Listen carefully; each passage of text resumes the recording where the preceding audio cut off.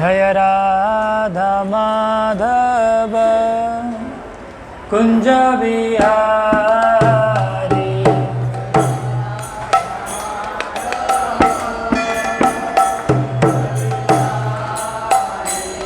जय Radha Madhav Kunj Bihari.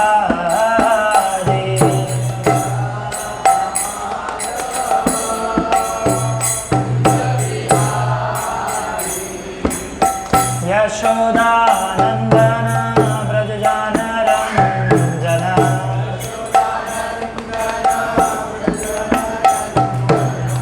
Yashodanandan Vraj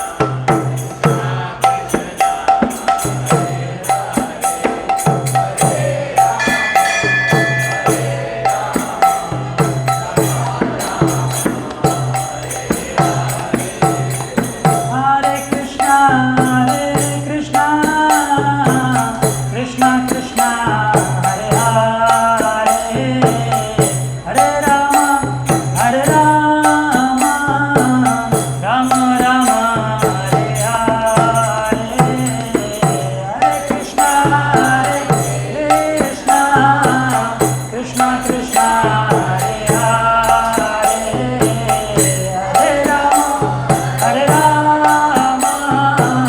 Rama Rama Hare Hare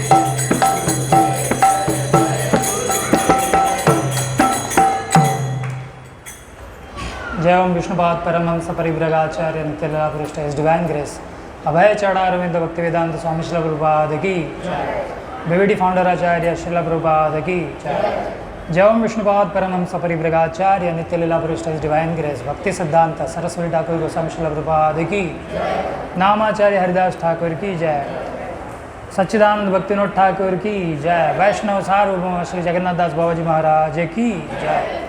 साक्षात वैराग्य मूर्ति गौर किशोर दास बाबा जी महाराज की जय। तुलसी महारानी की जय। वृंदावन मथुरा धाम की जय। श्री क्षेत्र जगन्नाथपुरी धाम की जय। नवद्वीप मायापुर धाम की जय। श्री श्री राधा कृष्ण गोप गोपीनाथ श्याम कुंड राधा कुंड गिरिराज गोवर्धन की जय। प्रेम से कहो जय श्री कृष्ण चैतन्य प्रभु नित्यानंद श्री अद्वैत गदाधर श्रीवास आदि गौर भक्त वृंद की जय। Srila Prabhupada transcendental book distribution programme की जय। श्रीला प्रभुपाद ट्रांसेंडेंटल प्रसाद वितरण प्रोग्राम की जय। All glories to the assembled devotees Hare Krishna. All glories to the assembled devotees Hare Krishna. All glories to the assembled devotees Hare Krishna. All glories to Shri Guru and Gauranga. All glories to Srila Prabhupada की जय।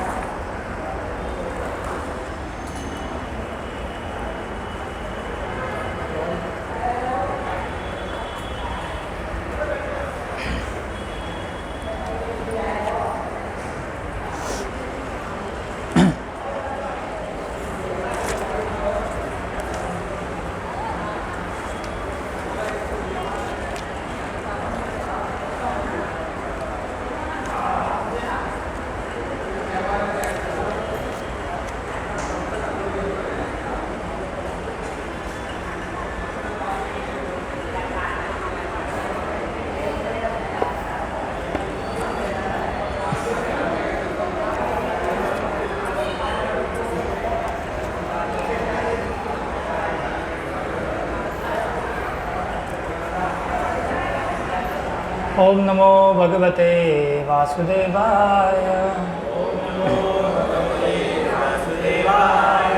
ओम नमो भगवते वासुदेवाय। ओम नमो भगवते वासुदेवाय। नारायणं नमस्कृत्य नरं चैव नरोत्तमं देवीं सरस्वतीं व्यासं ततो जयमुदीरयेत्। नष्टप्रायेष्वभद्रेषु नित्यं भागवत सेवया भगवती उत्तमश्लोके भक्तिर्भवति नैष्टिकी। कृष्णाय वासुदेवाय देवकी नन्दनाय च नन्दगोपकुमाराय गोविन्दाय नमो नमः। वराहपीडं नटवरवपुः कर्णयो कर्णिकारं बिभ्रद्वासः कनककपिशं वैजयन्तीं च मालां। रन्ध्रान्वेणोरधरसुधया पुरेन्द्रोपवृन्दया वृन्दारण्यं स्वपदरमणं प्राविशद्गीतकीर्ति। अहं हरेदपादकमलदासानुदासो गोविदास्मभूय स्मरेता सुपतेर्गुणांस्ते गृणीतवाक्कर्म करोतु काय। भूतेर्महद्वीर्यहिमा पुरो विभुर्निर्मायशेते यदमुषु पुरुषम्। भुङ्क्ते गुणान् षोडश षोडशात्मक सोऽलङ्कृशिष्ट भगवान् वचांसि मे। हरे कृष्ण।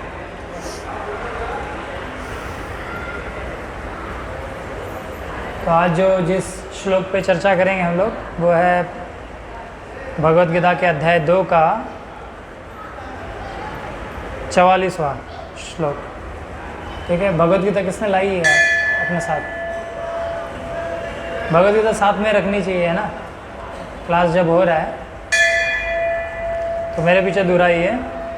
भोगेश्वर्य प्रसक्तानां भोगेश्वर्य प्रसक्तानां तया परत चेतसां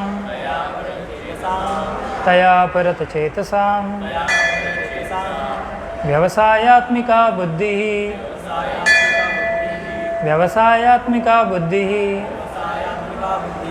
समाधो न विधीयते। तो इस श्लोक का जो शब्दार्थ है इस प्रकार से है। भोग, भौतिक भोग ऐश्वर्य तथा ऐश्वर्य के प्रति प्रसक्तानाम आसक्तों के लिए तया ऐसी वस्तुओं से अपरत चेतसाम मोहग्रसित चित्त वाले व्यवसाय आत्मिका दृढ़ निश्चय वाली बुद्धि ही भगवान की भक्ति समाधव नियंत्रित मन में न कभी नहीं विधीयते घटित होती है।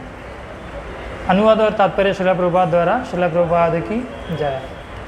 जो लोग इंद्रिय भोग तथा भौतिक ऐश्वर्य के प्रति अत्यधिक आसक्त होने से ऐसी वस्तुओं से मोहग्रस्त हो जाते हैं, उनके मनों में भगवान के प्रति भक्ति का दृढ़ निश्चय नहीं होता। बहुत इंपॉर्टेंट श्लोक है। तात्पर्य, समाधि का अर्थ है स्थिर मन। वैदिक शब्दकोश निरुक्ति के अनुसार सम्यक आधीयते अस्मिन्नात्म तत्व याथात्म्यम। जब मन आत्मा को समझने में स्थिर रहता है तो उसे समाधि कहते हैं। जो लोग इंद्रिय भोग में रुचि रखते हैं अथवा जो ऐसी क्षणिक वस्तुओं से मोहग्रस्त है, उनके लिए समाधि कभी भी संभव नहीं है। माया के चक्कर में पड़कर वे न्यूनाधिक पतन को प्राप्त होते हैं।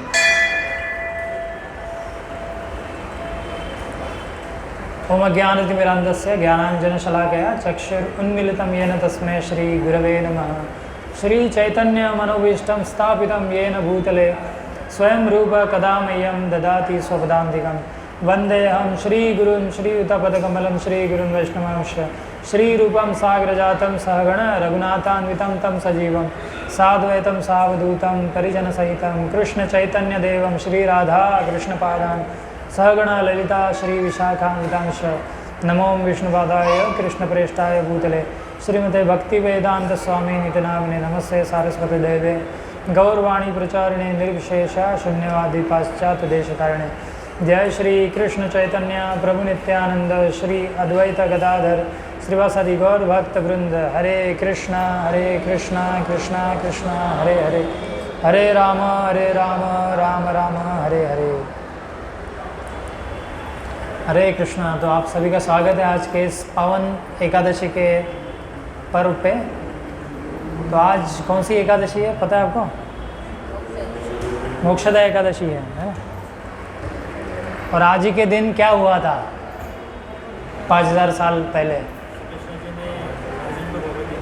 हाँ, भगवान कृष्ण ने अर्जुन को ये गीता का ज्ञान दिया था, है ना, 5000 साल पहले, और उसी को आज हम पढ़ रहे हैं। तो बहुत ही शुभ अवसर है आज का ये। तो सभी इस्कॉन मंदिरों में गीता का वितरण हो रहा है और भक्तों ने बाहर भी स्टॉल्स लगाए। हमारा घाटकोपर में स्टॉल लगा है। सुबह हम गए थे, अभी भी कुछ भक्त कर रहे हैं। तो गीता जयंती के दिन जो है ये पवित्र ग्रंथ पूरे मानव जाति के लिए भगवान द्वारा दिया गया है ना।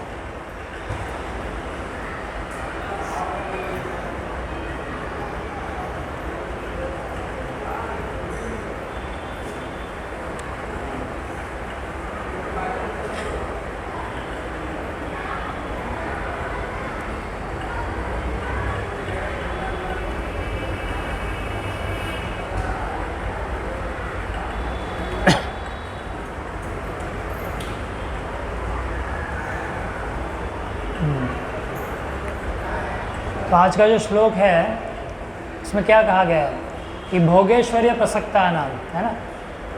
तो हम आज देखेंगे भक्ति क्या होती है और इंद्रिय तृप्ति क्या होती है ना। भक्ति के बिल्कुल विरुद्ध क्या है? इंद्रिय तृप्ति, है ना।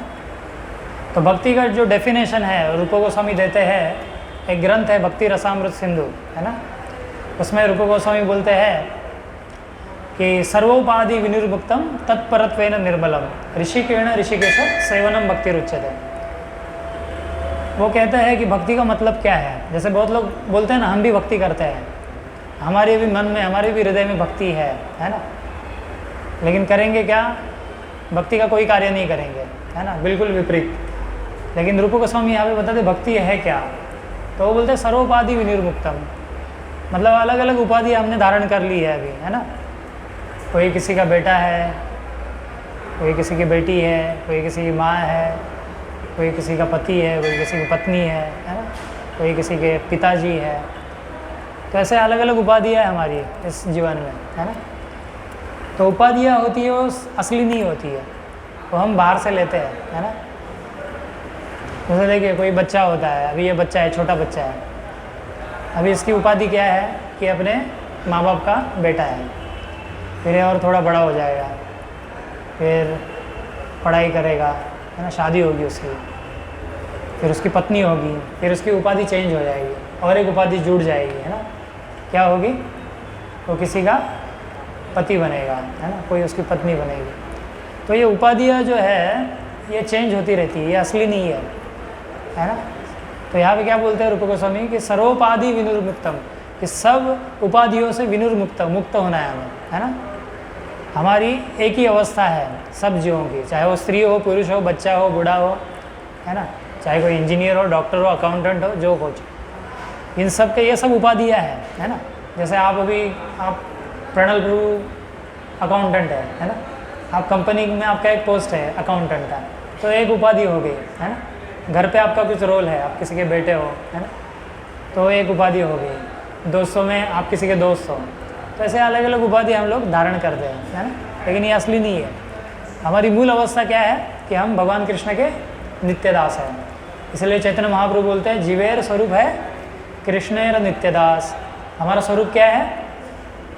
हम भगवान कृष्ण के नित्यदास है ना।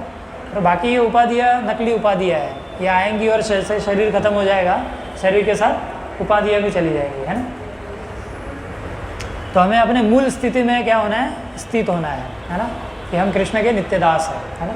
ये हमारी असली पहचान है ना। लेकिन अभी हमने गलत पहचान बना ली, है ना। तो वो बोलते हैं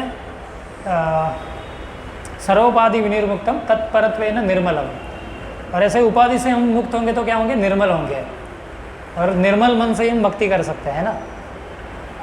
वो व्यक्ति भक्ति नहीं कर सकता जिसका मन निर्मल नहीं है, उसके मन में इंद्रिय भोग की तीव्र इच्छा है, वो भक्ति नहीं कर सकता। तो आगे क्या है? तत्परत्वेन निर्मलम ऋषिकेण ऋषिकेश सेवनम भक्ति रुचते। ऋषिक मतलब इंद्रिया। हमारी कितनी कर्मेंद्रिया है? 5 है। ज्ञानेंद्रिया वो भी 5 है, मतलब 10 इंद्रिया है हमारी, है ना। और एक इंद्रिय है 11वां, कौन सा है? हाँ, मन है ना। मन को भी इंद्रियों में गिना जाता है ना। सभी इंद्रियों का राजा है मन। तो ऋषिक मतलब इंद्रियों से, ऋषिकेण ऋषिकेश, है ना, कि अपनी इंद्रियों से ऋषिकेश मतलब भगवान का नाम है। भगवान कृष्ण का क्या नाम है? ऋषिकेश। क्यों नाम है ऋषिकेश? क्योंकि हमारे इंद्रियों के वो नियंत्रक है।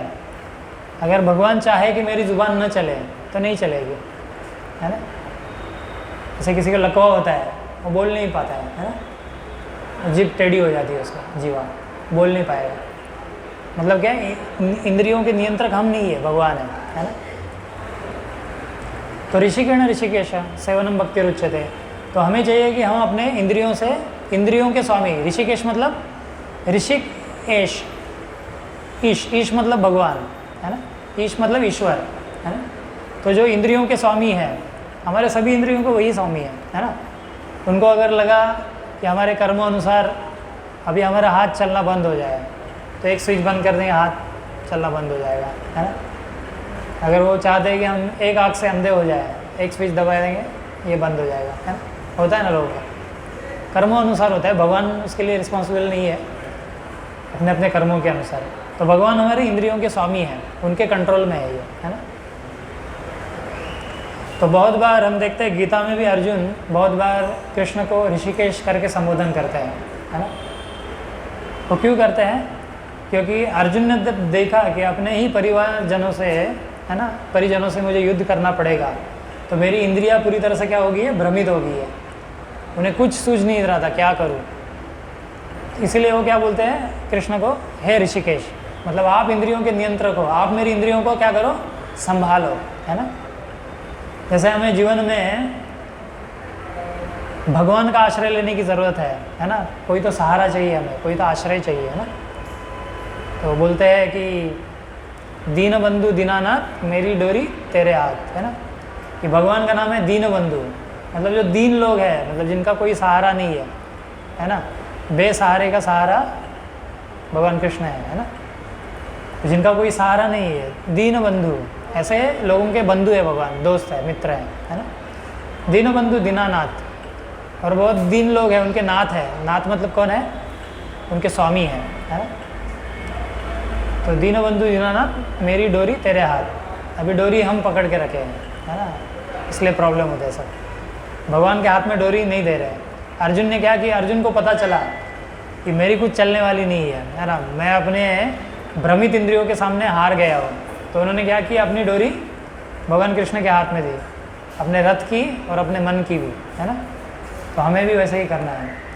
तो भगवान है ऋषिकेश, तो हमें चाहिए कि हम अपनी इंद्रियों से भगवान जो ऋषिकेश कहलाते हैं उनकी सेवा करें। ऋषिकेण ऋषिकेश सेवनम भक्ति रुच्यते, उसको भक्ति बोला गया है। उच्यते मतलब कहा जाता है। समझ में आया भक्ति क्या है? क्लियर है सबको? भक्ति मतलब सभी अपनी जो उपाधियाँ है, नकली उपाधियाँ, उससे मुक्त होके अपनी जो असली पहचान है उसमें स्थित होना, और अपनी इंद्रियों से, जो इंद्रियों के स्वामी है ऋषिकेश है, उनकी सेवा करना, यह है भक्ति। ठीक है, क्लियर है भक्ति की व्याख्या? तो भक्ति मतलब क्या? भगवान की इंद्रियों को तुष्ट करना। मतलब जैसे माता जी लोग घर में भगवान के लिए भोग बनाती है ना, ताकि भगवान खाए। अभी भक्त की इच्छा नहीं होती। जैसे देखिए इसमें भी अलग अलग लेवल्स है। जैसे हम शुरू शुरू में भक्ति में आते हैं तो हमारा क्या भाव होता है कि मुझे पनीर अच्छा लगता है, तो मैं आज पनीर की सब्ज़ी बनाऊंगा, भगवान को भोग लगा के खाऊंगा, लेकिन मुझे पसंद है पनीर की सब्ज़ी, भगवान के भोग लगा के प्रसाद खाऊंगा। लेकिन पहला कौन आ गया यहाँ पे? मैं आ गया, है ना। पहले भगवान नहीं आए। फिर लेकिन जैसे जैसे भक्त जो है प्रगति करता है भक्ति में, पहले भगवान आते हैं, है ना। वो क्या सोचता है? भगवान को क्या पसंद है? अच्छा, भगवान को आलू मटर पसंद है, तो मैं भगवान के लिए आलू मटर बनाऊंगा और वो प्रसाद ग्रहण करूंगा, है ना। मतलब भगवान को पहले रखा उसने, है ना। जब हम खुद को पहले रखते हैं तो क्या हो जाता है? खुद को हम लोग मध्य में रखते हैं, सेंटर में, तो क्या हो जाता है? इंद्रिय तृप्ति। और जब भगवान को रखते हैं सेंटर में, या हम भगवान को पहले रखते हैं, तो भक्ति। समझ में आया? दो चीज़ें, एक इंद्रिय तृप्ति और एक है भक्ति। दोनों विपरीत शब्द हैं, अपोजिट, है ना, डायगोनली अपोजिट इंग्लिश में बोलते हैं। तो इस श्लोक में बताया गया है कि भोगेश्वर्य प्रसक्ता नाम तया अपरत चेतसाम, है ना, कि जो जिनकी वृत्ति, जैसे आप देखते हैं कि भक्ति में बहुत लोग आते हैं, है ना, किसी का कुछ सुकृति है, कुछ पुण्य हुए हैं, भक्ति उन्मुख पुण्य है, तो व्यक्ति भक्ति में तो जुड़ जाता है। लेकिन क्या होता है? 1-2 महीने भक्ति करता है, 6 महीने करता है, 1 साल भी करता है, लेकिन बाद में धीरे धीरे क्या होता है? भक्ति छूटने लगती है उसको, है ना। उसका कारण क्या है? कि भोग में उसका मन लगा हुआ है, जो है ना, भोग और ऐश्वर्य में मन लगा हुआ है, उसको भोग करना है इस संसार में, है ना। तो इसीलिए भगवान क्या बोलते हैं? भोगेश्वर्य प्रसक्ता नाम। प्रसक्त शब्द का मतलब क्या है? आसक्त। इसमें प्र और आसक्त मतलब प्रकृष्ट रूपेण आसक्त, संस्कृत। आसक्त मतलब क्या है पता है? आसक्त किसे कहते हैं? हाँ, अटैचमेंट। आसक्त मतलब अटैचमेंट, है ना, अटैच्ड व्यक्ति। मतलब बहुत ज़्यादा आसक्त हो जाता है ना, कि अपने घर के प्रति, अपने पत्नी के प्रति, अपने बच्चों के प्रति, है ना, आसक्त हो जाता है। मतलब पूरा उसका जो जीवन का केंद्र है उसका घर बन जाता है, पति पत्नी, उसका ही विश्व जो है छोटा सा, वही उसके लिए क्या बन जाता है? पूरा केंद्र बिंदु बन जाता है। तो ये बोलते हैं आसक्ति, मतलब पूरी तरह से पागलपन, है ना। और प्रसक्ता नाम, प्र मतलब प्रकृष्ट रूपेण, मतलब और ज़्यादा आसक्त से भी और बहुत आसक्त, ऐसा बोल सकते हैं, है ना। तो भगवान बोलते हैं भोगेश्वर्य प्रसक्ता नाम, जो भोग के प्रति प्रसक्त है, मतलब बहुत ज़्यादा आसक्त है, तया अपरत चेतसा, है ना। तो उनकी चेतना जो है तया अपरत चेतसा व्यवसायत्मिका बुद्धि। तो व्यवसायत्मिका बुद्धि क्या होती है? तो प्रभुपाद समझाते हैं कि जैसे हम अभी भक्ति कर रहे हैं तो हमें बहुत सारे डिस्ट्रैक्शंस है ना। डिस्ट्रैक्शंस को क्या बोलेंगे? बहुत सारे, जैसे मोबाइल एक डिस्ट्रैक्शन हो गया, टीवी डिस्ट्रैक्शन हो गया, है ना, फिर खेल कूद एक डिस्ट्रैक्शन हो गया एक तरह का, है ना। डिस्ट्रैक्शन मतलब जो चीज़ें हमें अपने जो उद्देश्य है, मूल उद्देश्य से क्या करती है, हटाती है। जैसे कोई आप इंजीनियर हैं, इंजीनियरिंग का पढ़ाई कर रहे हैं ना, बहुत सारे डिस्ट्रैक्शंस है ना। सबसे बड़ा डिस्ट्रैक्शन क्या है, ये माया देवी ने सबके हाथ में ये हथियार दे दिया है, खिलौना दे दिया है ना। ये माया देवी का सबसे बड़ा ट्रिक है कलयुग में, है ना। ये ऐसा खिलौना दे दिया है कि खेलते रहो इसके साथ, तो आप भूल जाओगे कि मुझे कुछ बनना है जीवन में, है ना, कुछ करना है, या मेरे लोग हैं, परिवार है, उनको भी समय देना है, सब कुछ भुला देगा। पूरा समय, पूरा आपका जो एनर्जी है यही ले लेगा, है ना। यही आपका पूरा विश्व बन जाएगा। ये माया देवी का सबसे बड़ा ट्रिक है कलयुग में, है ना। तो ऐसे बहुत सारे डिस्ट्रैक्शंस है ना। स्टूडेंट्स के लिए बहुत सारे डिस्ट्रैक्शंस है। अभी स्टूडेंट्स जब एग्ज़ाम आती है तो उनको घूमना नहीं चाहिए बाहर, है ना। कम मोबाइल यूज़ करना चाहिए, टीवी नहीं देखना चाहिए। लेकिन ये सब डिस्ट्रैक्शन क्या करते हैं, उन्हें अपने उद्देश्य से हटा लेते हैं, है ना। और इस तरह से हम धीरे धीरे उस चीज़ से हट जाते हैं पूरी तरह से। तो व्यवसाय आदमी का बुद्धि मतलब क्या है कि बस जैसे घोड़ा होता है ना, घोड़े के यहाँ पे ब्लाइंडर्स लगे होते हैं, है ना। देखा आपने, ताकि घोड़ा यहाँ हवा ना देखे, क्योंकि यहाँ हवा देखेगा तो क्या हो गया, विचलित हो जाएगा, है ना। विचलित करने वाली चीज़ है डिस्ट्रैक्शंस मतलब, है ना। जैसे घोड़ा कभी कोई घोड़ी होती है ना, घोड़ी की तरफ ना देखे इसलिए भी लगाया जाता है, घोड़ी को देखेगा विचलित हो जाएगा, है ना। वैसे ही हमें भी ब्लाइंडर्स लगानी चाहिए। हमारे लिए डिस्ट्रैक्शन है, मोबाइल है, टीवी है, दोस्त है, खेल कूद है, बहुत सारे डिस्ट्रैक्शंस हैं। अभी तो बहुत लिस्ट बढ़ रही है। अभी इंस्टाग्राम है ना, यूट्यूब रील्स, फिर इसका भी रील्स है, इंस्टाग्राम का पूरा लिस्ट है, और भी कई सारे ऐप्स हैं सोशल मीडिया पे। तो इससे क्या होता है, हमारा मन भटक जाता है ना। तो व्यवसाय आदमी का बुद्धि नहीं बनेगी। व्यवसाय आदमी का क्यों बोला है इसको, भगवान ने ये शब्द बहुत, इसका मतलब है बहुत सावधानी से भगवान ने इसको यूज़ किया इस वर्ड को। व्यवसाय आदमी का मतलब जैसे कोई बिजनेसमैन है, व्यवसाय कर रहा है ना। बिजनेसमैन को व्यावसायिक बोलते हैं, है ना, संस्कृत में या हिंदी में। तो व्यवसाय करने वाला व्यक्ति जो है, बिजनेसमैन है, वो क्या करता है, हमेशा प्रॉफिट के बारे में सोचेगा कि मैं अपने बिजनेस को कैसे बढ़ाऊँ, एक्सपैंड करूँ, है ना। और जहाँ पे भी जाएगा बिजनेस के बारे में सोचेगा, इस व्यक्ति से कैसे मुझे बिजनेस आएगा, इससे कैसे बिजनेस आएगा, इससे कितना धन आएगा, इससे कितना धन आएगा, यही उसका कैलकुलेशन चलता है ना। तो इसको बोलते हैं व्यवसायत्मिक का बुद्धि। तो भक्तों को भी ऐसी ही बुद्धि चाहिए। लेकिन हमारा क्या होता है विषय, चिंतन का विषय, कि कैसे मैं भगवान के प्रति समर्पण बढ़ाऊँ, है ना, ये हमारा विषय है ना। तो इसको बोलते हैं व्यवसायत्मिक बुद्धि, मतलब कैसे मैं भगवान, अपनी चेतना को भगवान में स्थिर करूँ, है। व्यवसायत्मिक का बुद्धि समाधो न विधीयते, समाधि। जो व्यक्ति ऐसे अलग अलग विचलित करने वाली वस्तुओं के प्रति आकर्षित है, जिसका मन, है ना, वो अपनी बुद्धि को समाधि में नहीं ला सकता, है ना।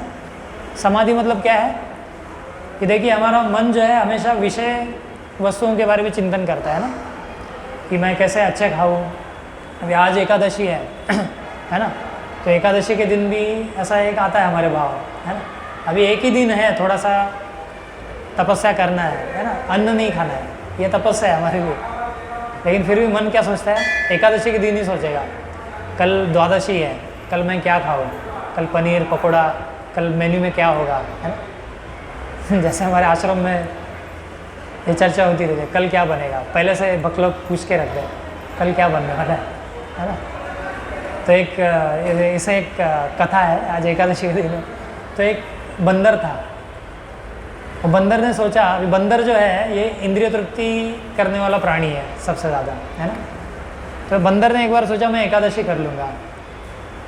तो बाकी बंदरों ने कहा नहीं कर सकते तुम, तो पॉसिबल ही नहीं है, तुम इतने चंचल हो, हम सब इतने चंचल है, चंचल प्रजाति है, हम नहीं कर सकते हैं।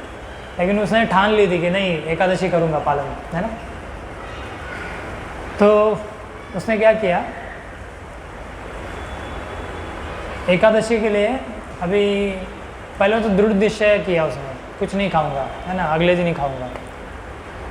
तो जैसे दृढ़ निश्चय कर लिया, तो एक बंदर आ गया, वो बोलता है एकादशी आज है और कल द्वादशी है, कल पारण करना है ना, तो कुछ फल रखो, है ना, क्योंकि जैसे ही पारण का टाइम हो जाए, जैसे कल का टाइम क्या है, 7-8 का है ना सुबह।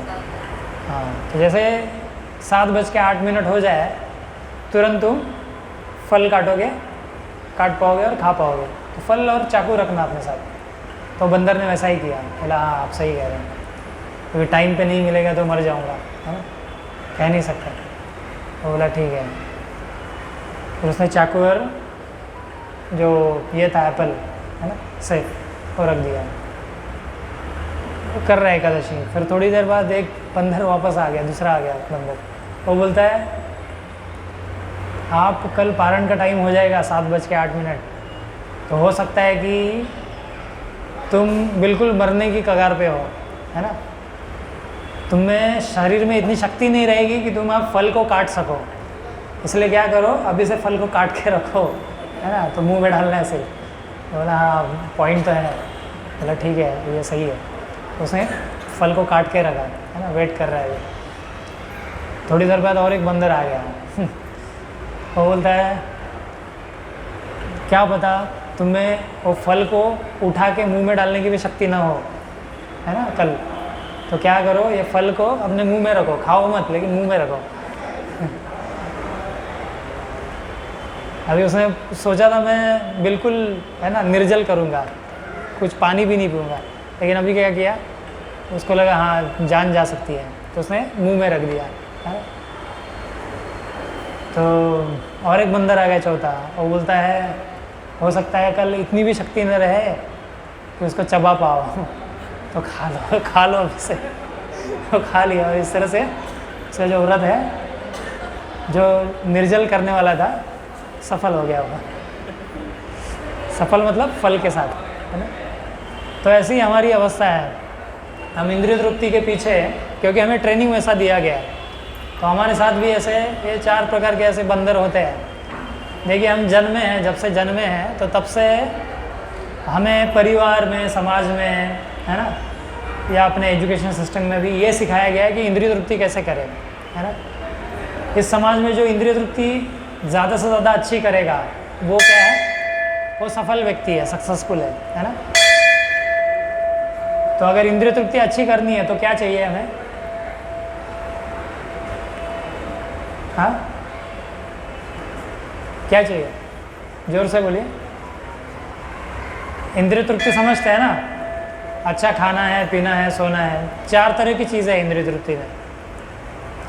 एक महाभारत में एक श्लोक आता है, आहार निद्रा भय मैथुनम च सामान्य तत् पशुवीर नराणाम धर्मो ही तेषाम अधिको विशेषो धर्मेण ही ना पशु भी समान। तो 4 चीज़ें हैं इंद्रिय तृप्ति में। आहार मतलब अच्छा खाना, है ना। आहार, निद्रा, निद्रा मतलब सोना, है ना, सोना अच्छा लगता है ना, तो इंद्रिय तृप्ति है। 6 घंटे से ज़्यादा नहीं सोना चाहिए। आहार निद्रा भय, अगर किसी की तबीयत खराब है तो ठीक है।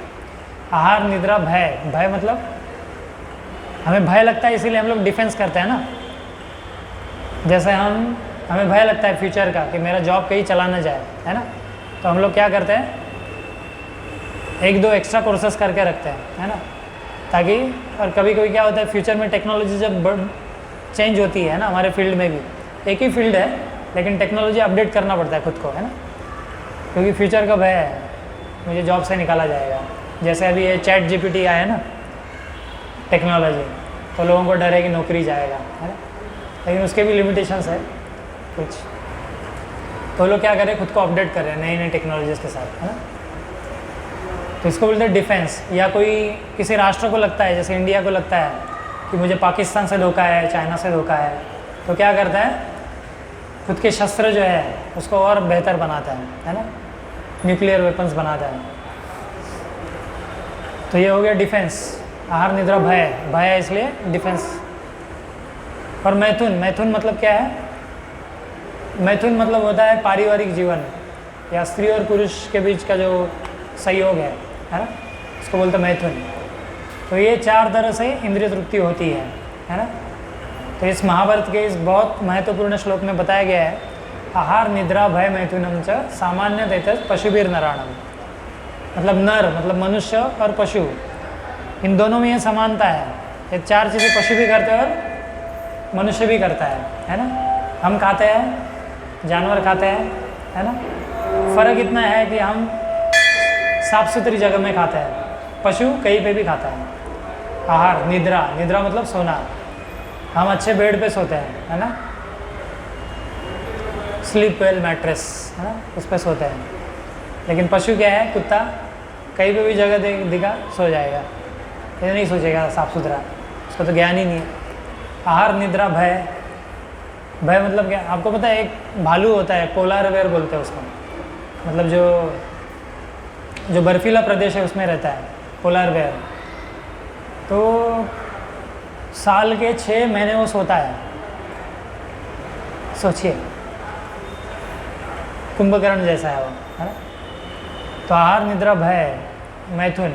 मैथुन मतलब कुत्ता बिल्ली भी अपना परिवार चलाते हैं, है ना, संभोग करते हैं, मनुष्य भी करते हैं। लेकिन बोला गया इनमें फ़र्क क्या है फिर, क्या हम मनुष्य भी पशुओं समान हैं? अभी बन गए हम लोग पशुओं समान कलयुग में, लेकिन हम पशु नहीं है।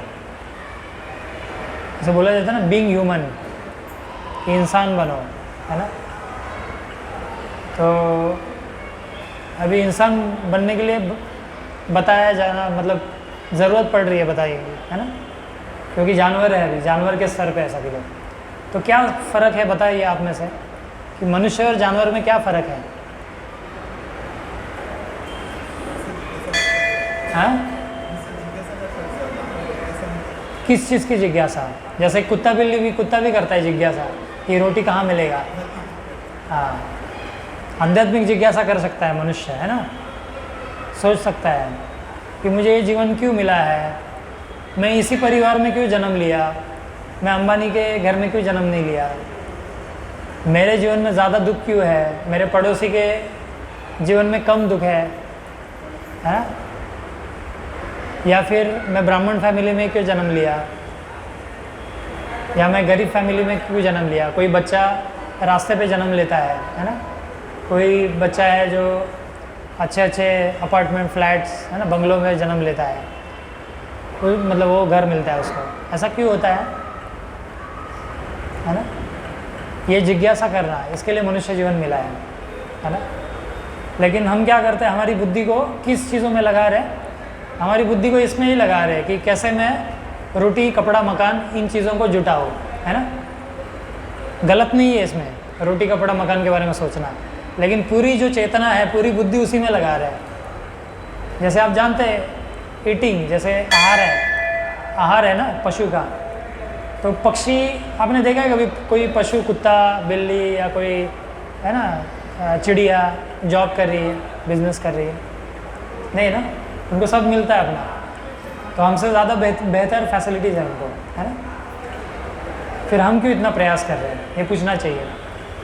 फिर आहार, निद्रा जैसे मैंने बताया, ये भालू जो है पोलर बेयर, ये 6 महीना सोता है, तो उसमें ज़्यादा क्षमता है इंद्रिय तृप्ति की, है ना, हमसे ज़्यादा इंद्रिय तृप्ति कर सकता है।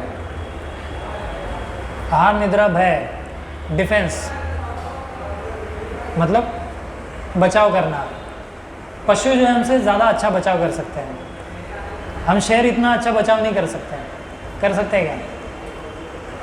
शेर के सामने कोई नहीं आ सकता है ना। ये अलग बात है, आप शस्त्र लेके जाओगे तो, अदरवाइज़ कोई टक्कर नहीं दे सकता उसको, है ना।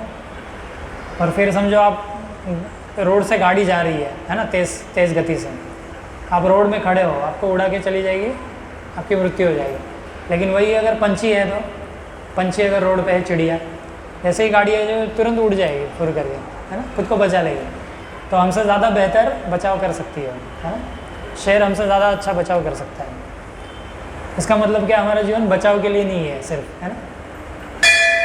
आहार, निद्रा, भय और मैथुन मतलब जो मैथुन क्रिया है ना, जो पशु भी करते हैं, मनुष्य भी करता है ना। तो अभी फ़र्क क्या रहा फिर, वो तो पशु तो, कुत्ता बिल्ली तो रोड पे करते हैं, मनुष्य घर में करते हैं, लेकिन क्रिया वही है। तो 4 क्रियाएं जो है समान है ना। जैसे कबूतर एक्सपर्ट होता है इसमें, मैथुन में, है ना, मनुष्य से। फिर क्या फ़र्क है, तो बताया गया है धर्मेण हीना पशु भी समाना। तो मनुष्य में धर्म को जानने की क्षमता है, वो जान सकता है धर्म मतलब क्या सही है क्या गलत। ये कुत्ता बिल्ली नहीं जानता है। कुत्ता कभी नहीं बैठेगा इस क्लास में, आपने अभी चेयर खाली रखी है, ऐसा नहीं होगा कि कुत्ता आके बैठेगा उसमें और लेक्चर सुनेगा, ऐसा नहीं होगा है। इसका मतलब क्या, धर्म को समझने की क्षमता मनुष्य में है ना, इसके लिए मनुष्य जीवन मिला है। लेकिन अभी हर कोई इन्हीं कार्यों में लगा है, 4 प्रकार के कार्यों में। अपनी बुद्धि इसी में लगा रहा है कि मैं कैसे अच्छा खाऊं, अलग अलग चीज़ें खाऊं, है ना, उसके लिए कैसे पैसा कमाओ, आहार निद्रा, कैसे अच्छे से अच्छे सो पाऊँ मैं, है ना, भय, फिर डिफेंस कैसे करूँ, मतलब मुझे फ्यूचर का भय है तो मैं कैसे सेविंग करूँ, अलग अलग है ना शेयर्स में डालूँ, म्यूचुअल फंड्स में डालूँ, अलग अलग प्लान्स, वेल्थ प्लान्स में डालूँ, भय। और मैथुन, मैथुन मतलब मैथुन क्रिया, है ना, तो उसके लिए भी अरेंजमेंट होता है बहुत सारा। तो बोला गया मनुष्य जीवन इसके लिए नहीं बना है ना। विषय खलु सर्वतः स्यात्, मतलब ये विषयों को भोगने का जो अवसर है वो बाकी योनियों में भी है, कुत्ता बिल्लियों में भी है। हम इसके लिए नहीं बने, है ना। हमें चाहिए कि हम जिज्ञासा करें कि मनुष्य जीवन किस लिए बना है, किस लिए यहाँ पे हमें डाला गया है इस भौतिक जगत में, हमारा भगवान से क्या संबंध है, भगवान कौन है ना। तो इसको बोलते हैं भागवत पुराण में हिरण्यकशिपु, आप जानते हैं सब लोग अच्छी तरह से। तो हिरण्यकशिपु का जो नाम है,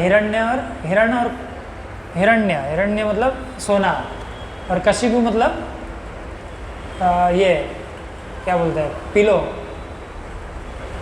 क्या बोलते हैं, तकिया। तो हिरण्यकशिपु जो था वो सोने के प्रति बहुत आसक्त था, धन के प्रति, ज़्यादा से ज़्यादा धन चाहिए। और तकिया क्यों, क्योंकि स्त्री के प्रति आसक्त था, है ना, इसलिए उसका नाम है हिरण्यकशिपु। तो ये जो हिरण्यकशिपु था ये विषय वस्तुओं के प्रति इतना आसक्त था कि उनके जो बेटे थे प्रहलाद महाराज, वो भक्ति में निपुण थे या भक्ति में उन्नत थे वो, है ना। तो वो अपने पिताजी को प्रचार कर रहे हैं, उनको सलाह दे रहे हैं कि पिताजी आप भोग के पीछे मत पड़ो, है ना, इससे केवल आपको दुख मिलेगा। भगवद गीता में एक श्लोक आता है जिसमें बोला गया है कि भोग वस्तुएं है जिनसे हमें लगता है कि हमें सुख मिल रहा है, लेकिन वो हमारे दुख का कारण बन जाती है। जैसे रेगिस्तान होता है ना, रेगिस्तान, तो रेगिस्तान में मरुस्थल होता है। मरुस्थल मतलब क्या है, उसको क्या बोलते हैं,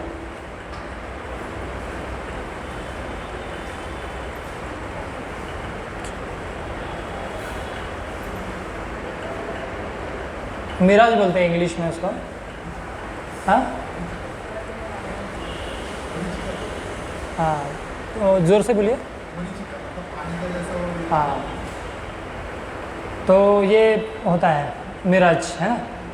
तो दूर से देखेंगे लगता है पानी है वहाँ पे। तो हिरन क्या करता है, पशु क्या करता है, वो पानी की तलाश में, मतलब पानी को पीने के लिए दौड़ता है, तेज़ दौड़ता है। ऊपर धूप है, तो धूप की वजह से लगता है कि रेत में पानी है दूर से। तो हिरन क्या करता है, दौड़ता है, बहुत तेज़ी से दौड़ता है, बहुत प्यास लगी है उसको। लेकिन जैसे ही वो मृगमरीचि ना उसके पास आता है तो देखता है कि अरे यहाँ पे तो जल है ही नहीं, मैं जिसको जल समझ रहा था वो तो केवल भ्रम था। तो वैसे ही इस संसार का सुख है, हम सोचते हैं कि हम अपने इंद्रियों को तृप्त करके सुखी हो जाएंगे। तो हम लोग क्या करते हैं, प्रयास करते हैं कि हमारी इंद्रियों को कैसे हम लोग सुखी बनाएं। अच्छा खाना है ना, अच्छे जगह घूमने के लिए जाना है, वर्ल्ड टूर पे जाना है, और भी बहुत सारी चीज़ें हैं, भोग करना है ना, स्त्री सुख प्राप्त करना है। तो ये इन चीज़ों से कभी सुख किसी को प्राप्त नहीं हुआ है ना। तो प्रहलाद महाराज बता रहे हैं, प्रहलाद महाराज एक बहुत सुंदर श्लोक बोलते हैं इसमें। तो वो बताते हैं, श्री प्रहलाद उवाच मतिर्न कृष्णे परत स्वतो वा मिथो विपद्येत गृहव्रतानाम् अदान्त गोपीर्विशतां तमिश्रं पुनः पुनश्चर्वितचर्वणानाम्। तो प्रहलाद महाराज जो है सलाह दे रहे हैं हिरण्यकशिपु को कि ऐसा व्यक्ति जो विषय वस्तुओं के प्रति जिसकी इंद्रियां आसक्त है, है ना। विषय वस्तुओं के प्रति जब हमारी इंद्रिय आसक्त होती है तो हम क्या करते हैं, पाप कर बैठते हैं। हम बिल्कुल नहीं सोचते कि मैं पाप कर रहा हूँ, पुण्य कर रहा हूँ, है ना। जैसे आप लोग देखेंगे समाज में आज जो IAS ऑफिसर्स, पता है आपको IAS ऑफिसर्स, तो IAS ऑफिसर्स ये सर्वे किया गया है, एक बड़ी ऑर्गेनाइजेशन है गवर्नमेंट की, उसके साथ सर्वे किया गया, तो उसमें जो 99% जो IAS ऑफिसर्स है ना, वो करप्ट बताया गया है। करप्ट मतलब भ्रष्टाचारी है, मतलब वो ये लेते हैं, घूस खाते हैं, है ना। तो सोचिए अगर ऐसे IAS ऑफिसर अगर देश को चलाएंगे तो देश का क्या हाल होगा, और वो हो ही रहा है ना। मतलब जो विषयों इंद्रियों के प्रति आसक्त है कि मुझे कुछ भी करके मेरी इंद्रियों को तुष्ट करना है, उसके लिए मुझे बहुत पैसा कमाना है, वो व्यक्ति ये नहीं सोचता कि मैं पाप कर रहा हूँ या पुण्य कर रहा हूँ, है ना। तो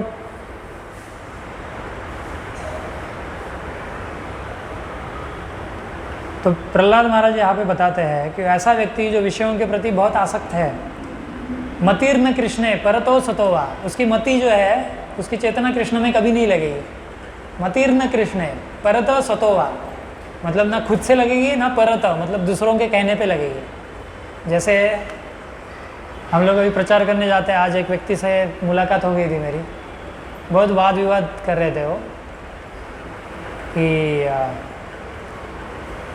उनका मत था कि गीता में जो लिखा है, प्रभुपाद ने जो गीता सिर्फ भक्ति के ऊपर बल दिया है उन्होंने, तो ऐसा नहीं, बाकी भी और भी तरीके हैं भगवान को जानने के।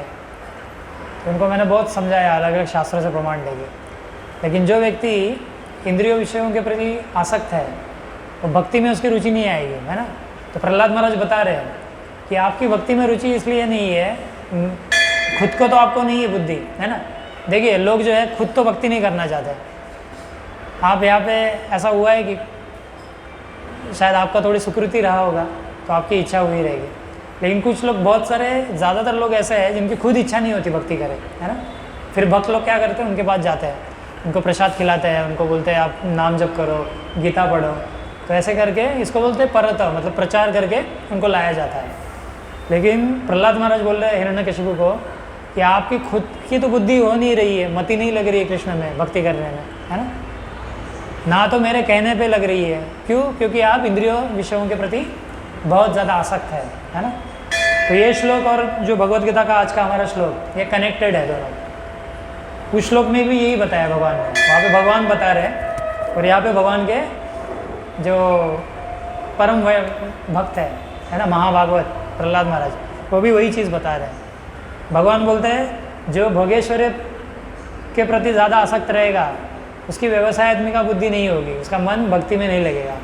और प्रहलाद महाराज क्या बोल रहे हैं, जो भोग ऐश्वर्य के प्रति आसक्त रहेगा उसका मन भगवान में नहीं लगेगा, है ना। भक्त और भगवान एक ही बात करते हैं हमेशा, ऐसा कभी होता नहीं है कि भक्त कुछ और बोलेगा और भगवान कुछ और बोलेगा, है ना।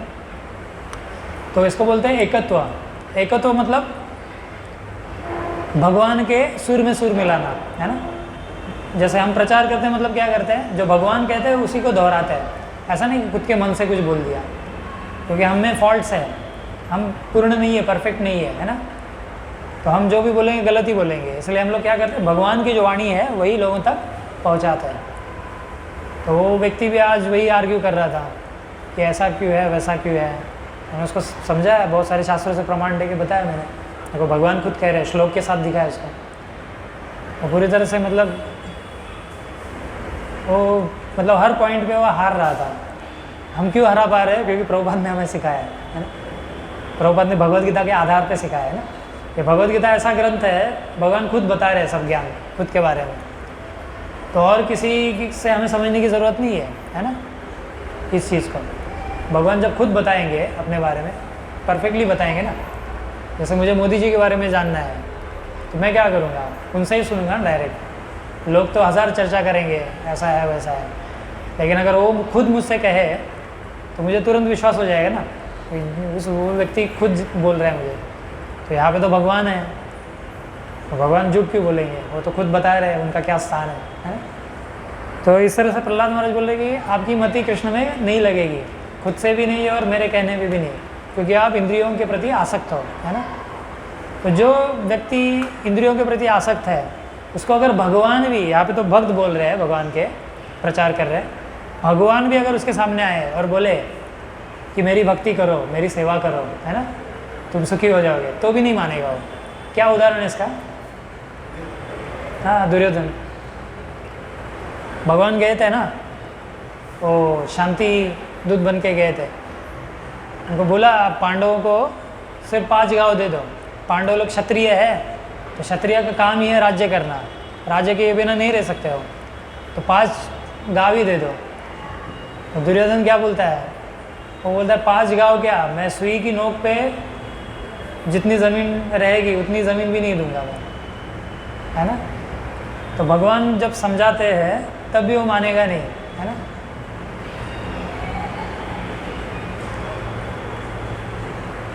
और ऐसा नहीं है कि असुर लोग जानते नहीं है धर्म क्या है अधर्म क्या है ना। ये दुर्योधन ही बोलते हैं ना, मैं जानता हूँ धर्म क्या है अधर्म क्या है, लेकिन मेरा जो मन है वो मान नहीं रहा है धर्म का पालन करने के लिए, है ना, महाभारत में। तो ये असुर की बुद्धि होती है, वो जानते हैं गलत क्या है सही क्या है। आज समाज में वही हो रहा है, लोग जानते हैं सही क्या है गलत क्या है, लेकिन फिर भी क्या करते हैं, मन नियंत्रित न होने के कारण गलत के पीछे लगते हैं, है ना। तो इंद्रिय भोग की वासना जो है बहुत भयानक है। जैसे प्रभुपाद एक एग्जाम्पल देते थे भागवत पुराण से कि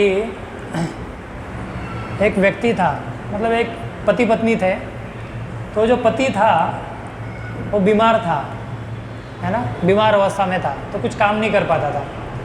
और उसकी जो पत्नी थी वो बाहर काम करती थी, काम किया करती थी, और जो भी धन मिलता था उससे उसका खाना पीना जो भी है उसका पालन पोषण करती थी। पत्नी काम पे जाती थी, है ना, सब उसकी अच्छी तरह से सेवा करती थी, बहुत सती पत्नी थी उसकी, है ना। तो जिस इलाके में वो लोग रहते थे वहाँ पे एक वेश्या थी लक्ष्य हीरा करके, है ना। इनका नाम लक्ष्य हीरा क्यों था? क्योंकि ये जो वेश्या है वो अपने तन को बेचने के लिए 1 लाख जो ये होता है ना डायमंड क्या बोलते, हीरा, 1 लाख हीरे लेती थी, है ना। उसके साथ अगर किसी को संग करना है तो 1 लाख हीरे, है ना, ये उनका फी था। तो ये जो व्यक्ति था, ये पति पत्नी थे, है ना, तो ये पति हमेशा उदास रहता था, उसका मन खिन्न रहता था। तो उसकी पत्नी ने पूछा कि क्या आपकी खिन्नता का कारण क्या है? आपकी अच्छी तरह से सेवा कर रही हूँ मैं, खाना पीना जो भी है, कपड़ा धोना सब कुछ, है ना, आपको बैठे बैठे सब कुछ मिल रहा है, मुझसे क्या गलती हो गई, आप क्यों खिन्न हो? तो जो पति है वो बोलता है मुझे उस वेश्या के पास जाना है, जो लक्ष्य हीरा है ना, जो 1 लाख हीरे देके लोग संग करते हैं उसका, मुझे उसके पास जाना है ना, मुझे उसका संग करना है। तो उनकी जो पत्नी थी वो बहुत सती स्त्री थी, है ना। वो पत्नी बोलती है, पहले तो उसने बताया नहीं, लेकिन जब उन्होंने थोड़ा इंसिस्ट किया तो बोले कि मेरी ऐसी इच्छा है। फिर वो पत्नी ने क्या किया, वो लक्ष्य हीरा जो वेश्या थी उसके पास गई हो और उसके कपड़े धोने लगी, उसके लिए खाना बनाती थी, है ना, सब तरह की सेवा करती थी उसकी, और कुछ लेती नहीं थी, धन नहीं लेती थी। तो उस वेश्या ने पूछा, आप बिना धन के, बिना कुछ वेतन के आप ये सब सेवाएं कर रहे हो, इसका क्या उद्देश्य है ना। तो फिर उसने बताया उस व्यक्ति की पत्नी ने कि मेरे पति की इच्छा है कि वो आपके साथ संग करे, है ना, और मैं चाहती हूँ कि आप उनको ये अवसर दें, इसीलिए मैं ये सब सेवाएं कर रही हूँ। तो वो वेश्या बोली ठीक है, आपके पति को लेके आओ। तो पति को लेके आई, तो ये जो वेश्या थी उन्होंने खाना बनाया था, है ना, प्रसाद तो नहीं कहेंगे, खाना। तो उन्होंने क्या किया था, एक लोहे का ये होता है ना बॉल, एक लोहे का बॉल और एक सोने का बॉल, ऐसे 2-2 बॉल रखे थे। तो एक ही सब्जी सोने के बॉल में भी रखी थी और लोहे के में भी, इसमें भी रखी थी। तो जो भी बनाया था, राइस, दाल, एक सोने के इसमें थोड़ा और लोहे के इसमें थोड़ा, और उसे कहा आप बैठो खाना खाने के लिए, है ना, पहले आप कुछ खा लीजिए। तो ये व्यक्ति खाने लगा, तो कभी सोने की बोल से खा रहा है, कभी लोहे के बोल से खा रहा है। तो ऐसा खा के उसका पूरा फिनिश कर लिया, उसने खाना समाप्त कर लिया। तो बाद में ये वेश्या पूछती है, आपका खा के तो कंप्लीट हो गया, आपको कुछ टेस्ट में फ़र्क लगा क्या? सोने की जो बर्तन था उसमें जो था खाना और जो लोहे के बर्तन में था, आपको कुछ टेस्ट में फ़र्क लगा? तो बोलता है टेस्ट में तो फ़र्क नहीं लगा, वही सब्ज़ी थी या वही जो खीर थी, वही खीर आपने एक सोने के इसमें बर्तन में भी दी थी और लोहे के इसमें भी दी थी। तो वैसा बोलती है वैसा ही आप ये जो इंद्रिय सुख के लिए पीछे पड़े हो, है ना, ये इंद्रिय सुख भी ऐसा ही है। कभी हम सोचते हैं कि इस स्त्री से हम खुश हो जाएंगे, है ना, उस स्त्री से, जिसकी शादीशुदा व्यक्ति है वो क्या सोचता है, दूसरी स्त्री से ज़्यादा सुख मिलेगा, है ना। तो ये इसको बोलते हैं पुनः पुनः चर्वित चर्वणान, मतलब उसी चीज़ को बार बार चबाना। जैसे ये हमने इंद्रिय भोग अलग अलग योनियों में किया है, कभी हम कुत्ते बने थे, कभी बिल्ली बने थे, याद है आपको? इसके ऊपर हम बाद में जब दूसरा अध्याय आएंगे उस पर चर्चा करेंगे। ऐसे ही इंडिया में ऐसे ही रीइंकार्नेशन स्टोरीज हुई है, मतलब पुनर्जन्म की कथा है। तो हमने अलग अलग योनियों में ये सेम चीज़ की है, कभी कुत्ता बन के, कभी बिल्ली बन के वही चीज़ की है, और मनुष्य बन के भी वही चीज़ करते हैं। इसको बोलते हैं प्रहलाद महाराज क्या बोलते हैं, पुनः पुनः चर्वित चर्वणाना, मतलब चबाए हुए को वापस चबाना। जैसे गन्ना होता है ना, गन्ने से आप जूस निकालो तो जो बचता है उसका, है ना, आप क्या कर रहे हो, उससे भी जूस निकालने की, पूरा निकल गया उससे, अभी क्या कर रहे हो, उससे भी जूस निकालने का प्रयास कर रहे हो, तो नहीं आएगा ना वैसे। तो हम लोग क्या करते हैं, चबाई हुई चीज़ को और चबा रहे हैं। मतलब इंद्रिय सुख से कभी हमें सुख नहीं मिला, लेकिन फिर भी मन में उम्मीद है, उम्मीद पे दुनिया कायम है कि सुख मिलेगा एक दिन, है ना। तो इसलिए प्रभुपाद एक सुंदर प्रार्थना बोलते थे भगवान से,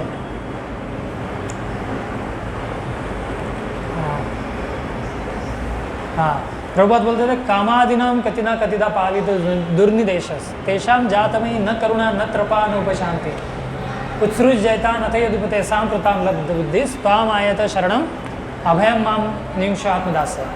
प्रभुपाद बोलते हैं, भगवान कृष्ण से प्रार्थना कर रहे हैं कि कामादिनाम कतिना कतिदा पालित दुर्निदेशस, कि काम क्रोध मोह लोभ मद मात्सर्य इनकी मैं जन्मों जन्मों सेवा करते रहा, है ना, काम को पूरा करने के लिए, अपने इंद्रियों को तृप्त करने के लिए, लेकिन कभी ये इंद्रियां तृप्त नहीं हुई। उल्टा ये इंद्रियों को मैं जितना तृप्त करने की कोशिश करता हूँ, ये मुझे उतना ज़्यादा दुख दे रही है ना। जैसे आप किसी के लिए, आप समझो काम करते हो ऑफिस में, आपका बॉस है ना, आप बहुत अच्छा काम कर रहे हो, उसको बहुत बिजनेस दे रहे हो, लेकिन फिर भी वो बॉस आपसे ठीक से बात नहीं करता है, आपको मारता है, पीटता है ना। मतलब ये कैसा बॉस है ना, आप रहोगे वहाँ पे? तो हमारी इंद्रियां भी इस तरह की बॉस है। बॉस क्यों है? क्योंकि हम इंद्रियों के इशारे पे चलते हैं, है ना। हमारी इंद्रियां, हमारी आंखें बोलती है पिक्चर देखने जाओ थिएटर में, हम जाते हैं। हमारी ये इंद्रियां बोलती है जाके फिल्मी गाने सुनो, है ना, या क्रिकेट में कमेंट्री, है ना, या कोई ऐसी फिजूल की बातें चल रही है वो सुनो, है ना। ये होता है अलग अलग इंद्रियों से हमारा इनपुट। तो ऐसी इंद्रियां हमें डिक्टेट करती रहती है। फिर ये जीवा बोलती है गुलाब जामुन खाओ, अच्छा अच्छा खाओ, है ना, हम मान लेते हैं ओके, लेकिन बाद में क्या होता है, हमें ये डायबिटीज़ देता है। ये सुनने से, भौतिक साउंड सुनने से क्या होता है, और हम फंसते जाते हैं। आँखों से पिक्चर देखने से क्या होता है, वो पूरा दिमाग में छप जाता है, तो ऑलरेडी हम लोग बीमार हो सकते हैं और बीमार होते हैं। तो इस तरह से इंद्रिया क्या करती है, हमारी बॉस है ना। तो प्रभुपाद इस प्रार्थना में बोलते हैं कि अभी मैं इंद्रियों का सेवक नहीं बनना चाहता। ये प्रार्थना हमारे लिए है, अभी इंद्रियों का सेवक नहीं बनना चाहता। अब क्या करता है, सांप्रताम लब्ध त्वाम आयत शरणम, कि कृष्ण अभी मैं आपको शरण आता हूँ, मैंने देख लिया ये इंद्रियों की सेवा करके सुख नहीं मिला, अभी मुझे भगवान सभी सुखों के आधार है ना, आप ही मुझे एक आश्रय दिख रहे हैं, आपकी अगर सेवा करूँगा तो मुझे सुख मिलेगा। तो हम आयत शरणम, आपको शरण आता हो, माम निंशो आत्मदास से, अभी मुझे दास रूप में स्वीकार करिए, है ना। तो जीव क्या होता है, इसलिए भगवान गीता में बोलते हैं कि बहुनाम जन्म नामंते ज्ञानवान माम प्रपद्यते वासुदेव सर्वमिति स महात्मा सुदुर्लभ। कि जीव जो है बहुत जन्मों में इंद्रिय तृप्ति करने का प्रयास करके जब उसे पता चलता है कि सुख है ही नहीं इसमें, ऐसा बहुत जन्मों के बाद बहुनाम जन्म नामंते ज्ञानवान माम प्रपद्यते, भगवान बोलते हैं ऐसा व्यक्ति जो समझ चुका है कि इंद्रियां मुझे सुख नहीं दे सकती, वो क्या करता है, माम प्रपद्यते, मुझे शरण आता है ना। तो प्रभुपाद ये प्रार्थना में वही बात बोल रहे हैं, वासुदेव सर्वमिति स महात्मा सुदुर्लभ। भगवान बोलते हैं वो महात्मा है क्योंकि वो जानता है कि सब जगह वासुदेव ही है, कृष्ण ही है ना, इसलिए वो मुझे शरण आता है। अगर सब जगह कृष्ण ही है तो उनको ही शरण जाने में समझदारी है ना। सब जगह वही एक ही व्यक्ति है तो क्यों ना उनके शरण लिया जाए, क्यों ऐसे व्यक्ति की या ऐसी चीज़ की शरण ली जाए जो आपको दुख देगी। तो माया देवी क्या करती है, हमें फुटबॉल की तरह यहाँ से वहाँ हमें किक मारते रहती है ना, लेकिन हम फिर भी माया से लगाव है हमारा, है ना, इंद्रिय भोग के प्रति लगाव है कि नहीं मिलेगा, उम्मीद पे दुनिया कायम है। क्योंकि ये उम्मीद हमें दी जाती है बचपन से, है ना, बचपन से सिखाया जाता है कि वो जो पड़ोस का लड़का है उसके 90% आ गए, तुम्हारे 85 आ गए, है ना, उसको बेटर जॉब मिलेगा, ज़्यादा पैसा कमाएगा, ज़्यादा इंद्रिय तृप्ति कर पाएगा आपसे ज़्यादा, है ना। तो आपको भी चाहिए कि उतने कमाओ ताकि आप भी उतनी अच्छी इंद्रिय तृप्ति कर पाओ, है ना। तो ये ऐसा जानवरों का जो जानवरों की शिक्षा है, जानवर इंद्रिय तृप्ति करते हैं ना, वो शिक्षा दी जा रही है समाज में, है ना। हमारे एजुकेशन सिस्टम भी इससे बचा नहीं है ना। सब लोग अज्ञान में है, चाहे वो पेरेंट्स हो चाहे टीचर्स हो, तो यही ज्ञान दिया जा रहा है कि इंद्रिय तृप्ति को कैसे बेहतर बनाया जाए। तो देखिए अभी इंद्रिय तृप्ति मनुष्यों की इंद्रिय तृप्ति है। अभी जैसे कुत्ता है ना, उसका भी इंद्रिय तृप्ति में जो उसको सुख मिलता है वही मनुष्य को मिलेगा, ऐसा नहीं कुछ अलग से मिलेगा। कुत्ते को जो मिलता है खाने में आनंद, वही हमको भी मिलेगा। तो क्योंकि ये जड़ इंद्रिय है ना, जड़ इंद्रिय से वही आनंद मिलता है, उसमें क्वालिटी में कुछ फ़र्क नहीं है। अभी जैसे देवी देवता है, उनका जो इंद्रिय तृप्ति है वो हमसे कई गुना ज़्यादा है। जैसे स्वर्ग के देवी देवता है, उनकी आयु होती है ब्रह्मा जी का 1 दिन, मतलब कितना 432 करोड़ साल, इतने साल जीते हो।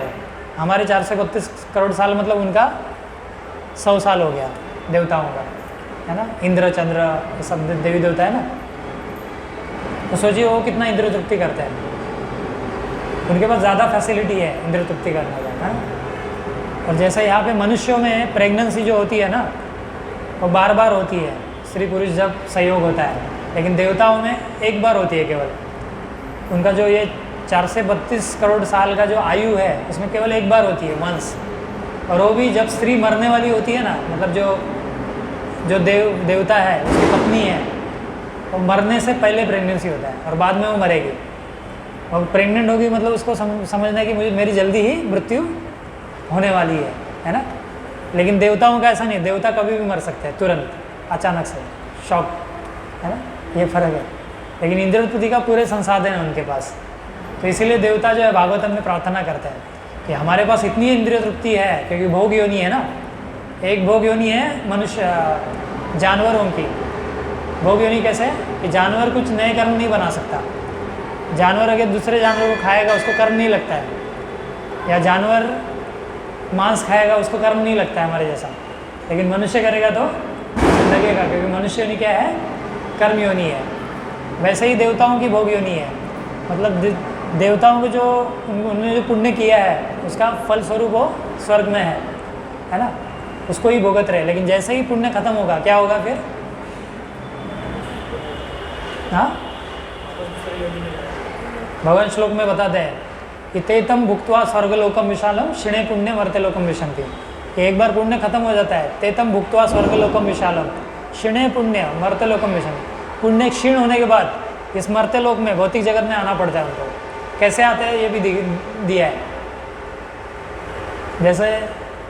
जैसे ही अभी क्या टाइम है, अभी समझो 9:05 हुआ है, अभी 9:06 में किसी देवता का पुण्य खत्म होने वाला है ना।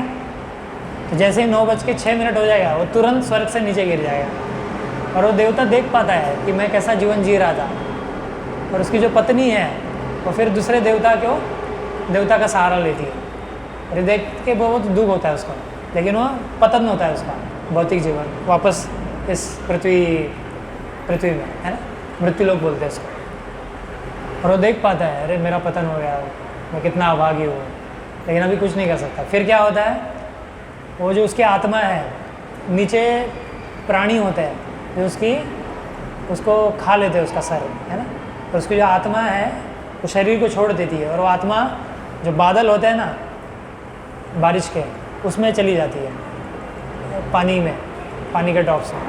और जब बारिश होती है तो वही आत्मा जो है उस पानी के माध्यम से इस धराधाम पे आती है।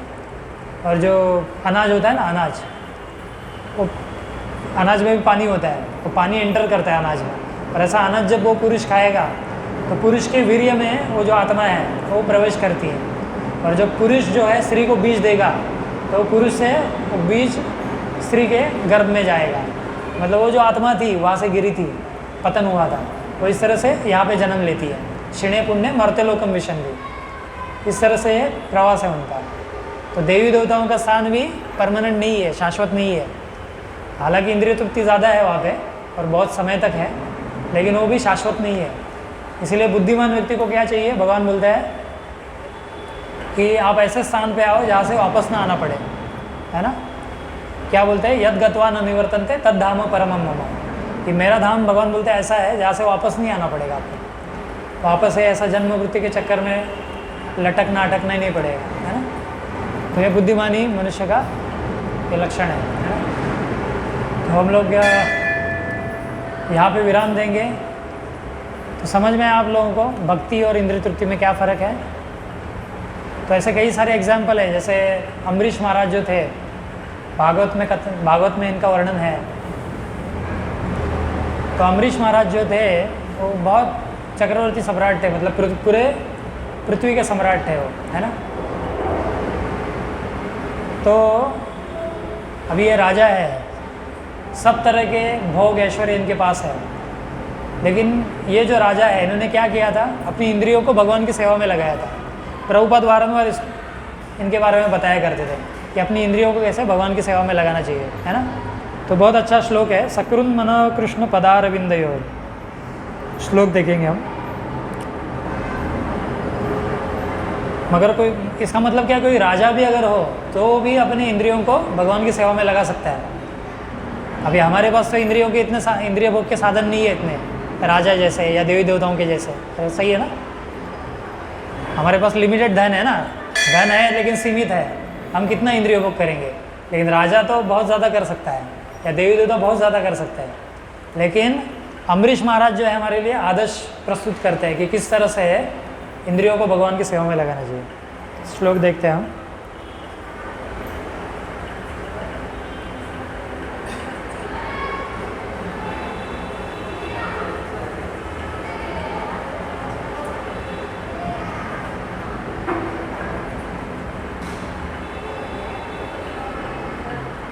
हरे कृष्णा कृष्णा कृष्णा हरे हरे, हरे राम राम राम हरे हरे, हरे कृष्णा कृष्णा कृष्णा हरे हरे, हरे राम राम राम हरे हरे।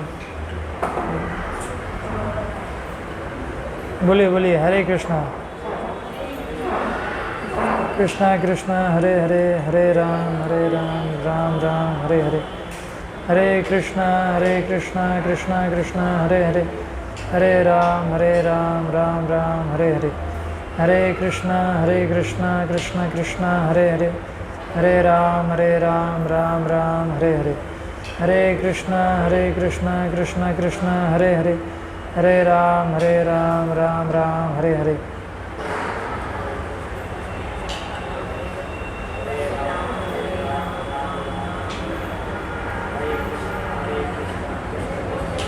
बोलिए, जोर से बोलिए।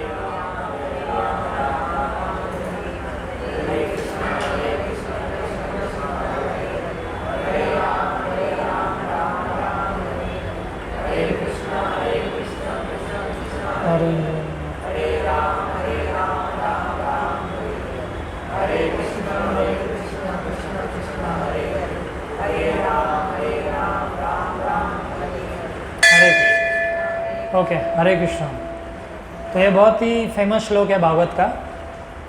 सवै मन कृष्ण पदारविंदयोर वचांसि वैकुंठ गुणानुवर्णने करो हरेर्मंदिरमार्जनादिषु श्रुतिं चकाराच्युत सत्कतोदये मुकुन्दलिङ्गालय दर्शने दृशो तद्वृत्य गात्र स्पर्शंगसंगमं घ्राणं च तत्पाद सरोज सौरभे श्रीमत्तुलस्या रसनां तदर्पिते पादौ हरे क्षेत्रपदानुसर्पणे शिरो ऋषिकेशपदाभिवन्दने कामं च दासेन तु कामकाम्यया यतोत्तमश्लोकजनाश्रयारतिः।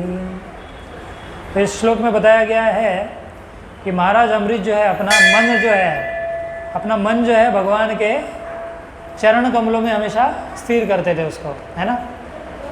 क्योंकि देखिए हमारा मन जो है ये इंद्रिय तृप्ति कैसे की जाए इसके बारे में हमेशा सोचते रहता है ना।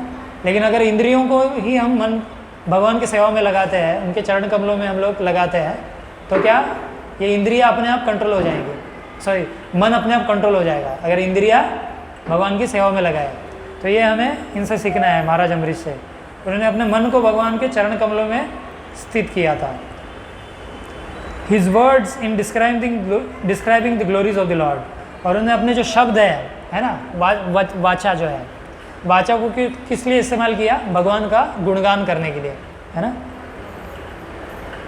His hands in cleansing the Lord's temple, और उन्होंने अपने हाथों का उपयोग किया भगवान के मंदिर का मार्जन करने के लिए, साफ सफाई करने के लिए। तो जैसे आप लोग जू में आते हो, है ना, मंदिर में, तो आपको चाहिए कि कुछ ना कुछ सेवा ढूंढे, है ना। थोड़ा झाड़ू लगा दिया, या कुछ दिख रहा है, कुछ कचरा गिरा हुआ है, थोड़ा उठा लिया, तो कुछ ना कुछ मंदिर में आके सेवा करनी चाहिए। उसी में हाथ जिस कारण के लिए मिले हमें, उसका प्रयोजन क्या हो जाएगा? सिद्ध हो जाएगा, है ना। His ears in hearing the words spoken by Krishna or about Krishna, और उन्हें अपने कानों का इस्तेमाल किया किस लिए? कृष्ण कथा सुनने के लिए, है ना, कृष्ण के बारे में सुनने के लिए। He engaged his eyes in seeing the deity of Krishna, और उन्हें अपने जो आँखें थी वो किसके लिए इस्तेमाल की? किसके लिए की? भगवान कृष्ण का जो रूप है, विग्रह है, उसका दर्शन करने के लिए, है ना। और Krishna's temples and Krishna's places like Mathura and Vrindavan, और आँखों का इस्तेमाल क्यों किया? भगवान के मंदिर देखने के लिए, भगवान का विग्रह देखने के लिए, उनका रूप देखने के लिए, और वृंदावन और मथुरा जैसे स्थानों का दर्शन लेने के लिए, इसके लिए आँखों का उपयोग किया, है ना। He engaged his sense of touch in touching the bodies of the Lord's devotees, और उन्होंने जो स्पर्श है ना, स्पर्श एक इंद्रिया है ना, इसका उन्होंने किस लिए इस्तेमाल किया? कि जो भगवान के भक्त हैं उनको गले लगाने के लिए, या उनके शरीर का स्पर्श करने के लिए, है ना, उनको प्रणाम करने के लिए, उनको आलिंगन करने के लिए। He engaged his sense of smell in smelling the fragrance of tulsi offered to the Lord, और उन्होंने जो नाक है उसका यूज़ किस लिए किया इस्तेमाल? जैसे आप सुबह मंगल आरती में आते हो रास बिहारी में, है ना, सुबह मंगल आरती में कितने लोग आए यहाँ से? हाथ ऊपर करिए। हाँ, आते हैं ना। तो आप देखते हैं जब मंगल आरती ख़त्म होता है, उसके बाद नरसिंह आरती ख़त्म होता है, उसके बाद क्या करते हैं? हाँ, फूल देते हैं ना सूंघने के लिए, क्योंकि भगवान को अर्पित फूल है, वो सूंघने से क्या होता है? हमारा शुद्धिकरण होता है ना। तो यहाँ पे पता है उन्होंने सूंघना जो है, सूंघने का जो इंद्रिय है उसका यूज़ क्यों किया? किस लिए किया? भगवान को अर्पित जो तुलसी है, उनके चरण कमल में तुलसी अर्पित की जाती है ना। तुलस्या बोला गया ना यहाँ पे, क्या बोलते हैं? घ्राणम च तत्पाद सरोज सरोज श्रीमत् तुलस्या रसनाम ततर्पित। अच्छा,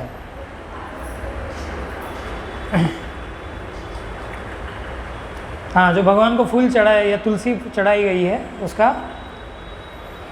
उसको सूंघने के लिए। फिर he engaged his tongue in tasting the Lord's prasad, और उन्हें अपनी जीवा का उपयोग किस लिए किया? कृष्ण प्रसाद खाने के लिए, है ना। तो देखिए जब हम कृष्ण प्रसाद खाते हैं तो हमारी इंद्रियां अपने आप कंट्रोल होने लगती है ना। जो इंद्रियों को कंट्रोल करने में बहुत संघर्ष करना पड़ता है, वो बहुत आसानी से हो जाता है। भगवान गीता में बोलते हैं ना, क्या बोलते हैं, मन षष्ठाणी इंद्रियाणी, भगवान बोलते हैं ममैवांश जीवलोके जीवभूत सनातन, कि आप सभी मेरे अंश हो, है ना। मन षष्ठाणी इंद्रियाणी प्रकृति स्थानी कर सके, लेकिन आप अपनी मन और इंद्रियों से अभी संघर्ष कर रहे हैं। मन षष्ठाणी इंद्रियाणी प्रकृति स्थानी कर्षति, कर्षति मतलब संघर्ष करना। अभी इंद्रियों के साथ संघर्ष करना पड़ रहा है आपको, है ना, इसको कंट्रोल करने के लिए। ये इंद्रिया विषय मांग रही है, मुझे दो कुछ, है ना, सुनने के लिए, कुछ देखने के लिए, कुछ खाने के लिए, तो संघर्ष हो रहा है बहुत। लेकिन भगवान बोलते हैं आप तो मेरे अंश हो, मैं वो अंश हो, तो आप इसमें क्यों पड़े हो, है ना, इस संघर्ष में क्यों पड़े हो। इसीलिए भगवान आते हैं कि इस संघर्ष से निकालने के लिए हमें, है ना। तो यहाँ पे बताया है भगवान का प्रसाद खाएंगे तो धीरे धीरे इंद्रिया कंट्रोल में आ जाएंगे, है ना। सबसे स्ट्रांग जो इंद्रिया है वो ये जीवा है। जब हम प्रसाद लेने से पहले हम प्रार्थना बोलते हैं, कितने लोगों को पता है, वेरी गुड, महाप्रसादे गोविंदे नमो नाम ब्राह्मणी वैष्णवे स्वल्प पुण्य वतन राजन विश्वास नहीं जाएगा। मतलब जिसका पुण्य स्वल्प है उसका विश्वास नहीं होता है प्रसाद में।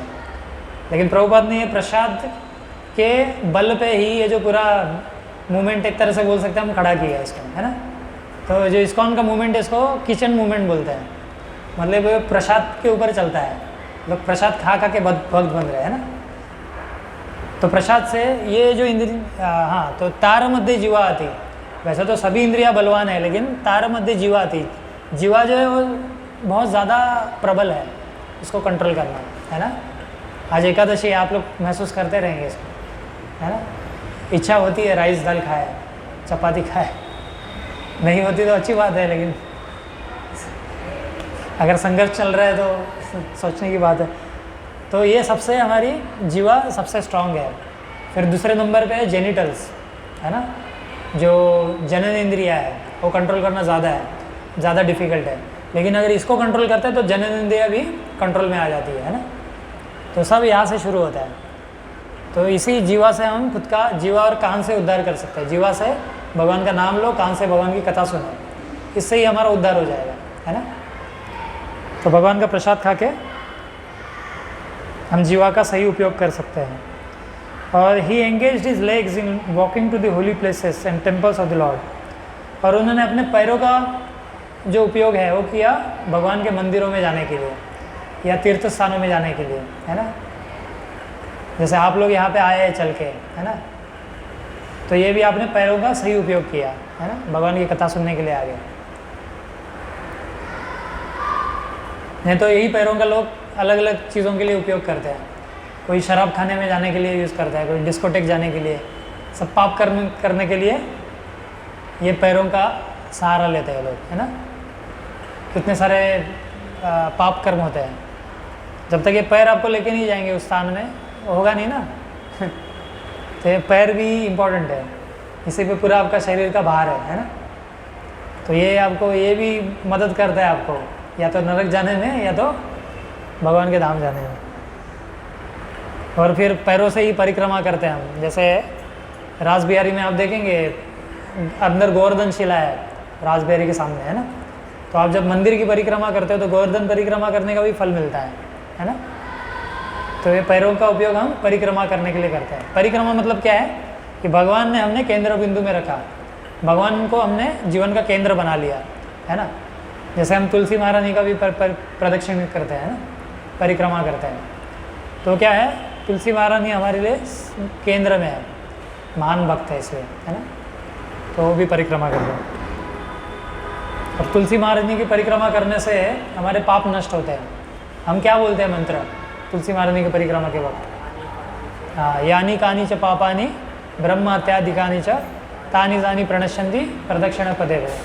मतलब हर प्रदक्षिणा पदे पदे, एक एक पद पे, मतलब एक एक कदम आप लेंगे तुलसी महारानी का प्रदक्षिणा करने के लिए, तो आपने ब्रह्म हत्या की है, कभी ब्राह्मण की हत्या की है किसी जन्म में, वो नष्ट होगी। यानी कानी च पापानी, मतलब सिर्फ ब्रह्म हत्या नहीं, और भी कई सारे यानी कानी, जो जो पाप किए रहेंगे। यानी कानी च पापानी ब्रह्म हत्याधिकानी च, है ना। और ब्रह्म हत्या भी तानी तानी प्रणश्यंती, प्रणश्यंती मतलब नष्ट होते हैं, सब पाप नष्ट हो गए तुलसी की जब परिक्रमा करते।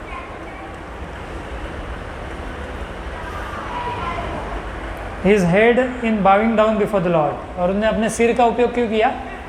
किस चीज़ के लिए किया? हाँ, भगवान के सामने झुकाया सिर को, है ना। तो जैसे हमने पहले भी कहा है कि यमराज जी ने अपने यमदूतों का आदेश दिया है, वो बोलते हैं जीवानुवक्ति भगवत गुण नामधेयम, जिसकी जीवा भगवान का नाम नहीं लेती है, चेतस्न स्मृति तत्चरणारविंदम, जिसकी चेतना या मन जो है भगवान का स्मरण नहीं करता है, चेतस्न स्मृति तत्चरणारविंदम।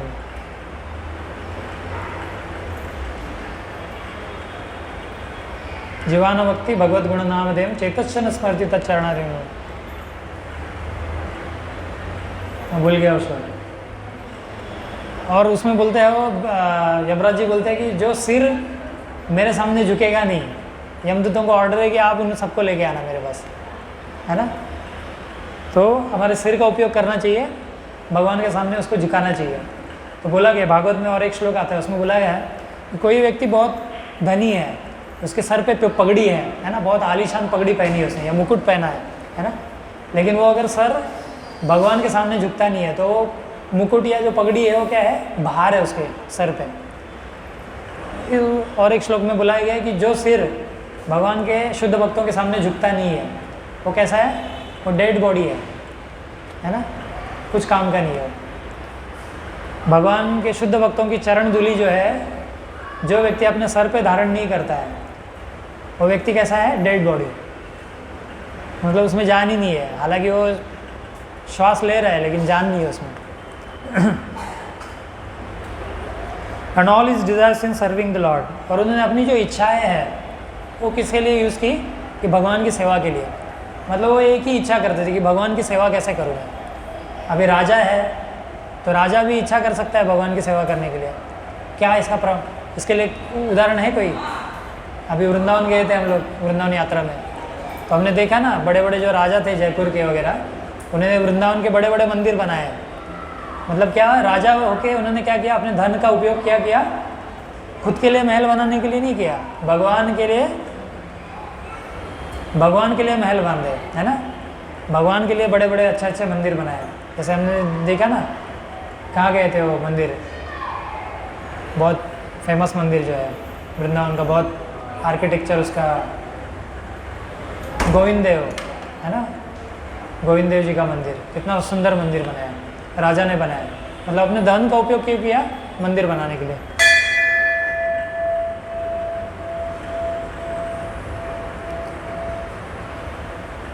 हाँ, Indeed Maharaj Ambarish never desired anything for his own sense gratification. मतलब ये अम्बरीश महाराज जो थे, इन्होंने अपने इंद्रिय तृप्ति के लिए कुछ नहीं किया। इच्छा इंद्रिय तृप्ति की नहीं थी, भगवान की सेवा करने की थी। तो दो इच्छाएं हो सकती है, इस तरफ या इस तरफ, इस पार या उस पार। या तो भगवान की इंद्रियों को प्रसन्न करना, भगवान की सेवा करना, या तो हमारी इंद्रियों तृप्ति करना, है ना। तो हमेशा हमें सोचना चाहिए कि मैं आज ये जो कार्य कर रहा हूँ इससे क्या भगवान प्रसन्न होंगे, ये सोचना चाहिए हमेशा। जैसे कुछ भी कार्य कर रहे हैं आप दिन में, है ना, कोई भी कार्य करने से पहले सोचना चाहिए क्या भगवान इससे प्रसन्न होंगे या ये इंद्रिय तृप्ति है ना। तो हमेशा वॉच रखना चाहिए खुद पे। तो इस तरह से उन्होंने अपनी इंद्रियां भगवान की भक्ति में लगाई। This is the way to increase attachment for the lord and be completely free from all material desires. तो इस तरह से हम भगवान के प्रति आसक्त हो सकते हैं, है ना, और सभी जो भौतिक इच्छाएं हैं उनको हम त्याग सकते हैं। कामम च दास्य न तो काम काम्य यथोत्तम श्लोक जनाश्रयार्थ। तो इस तरह से हमें भगवान के प्रति आसक्ति बढ़ानी है। अभी प्रहलाद महाराज ने एक शब्द यूज़ किया था, प्रसक्ता। क्या बोले? प्रसक्ता नाम। भगवद गीता में क्या यूज़ हुआ? प्रसक्ता नाम। और प्रहलाद क्या बोलते हैं? क्या शब्द था?